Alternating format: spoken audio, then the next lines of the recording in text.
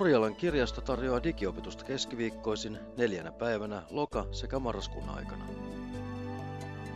16.10. tutustutaan Gmail-sähköpostin erilaisiin ominaisuuksiin ja kuinka sitä käytetään.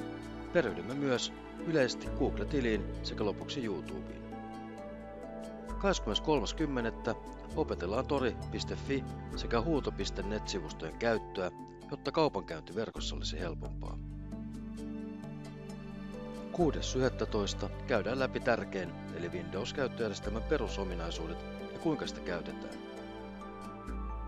20.11. sitten 4. ja viimeinen opetuspäivä, eli opetellaan matkapuhelimen, tässä tapauksessa Android-käyttöjärjestelmän omaavan älypuhelimen perustaidot. Minä olen Jukka ja toivotan kaikki tervetulleeksi Urjalan kirjastoon oppimaan.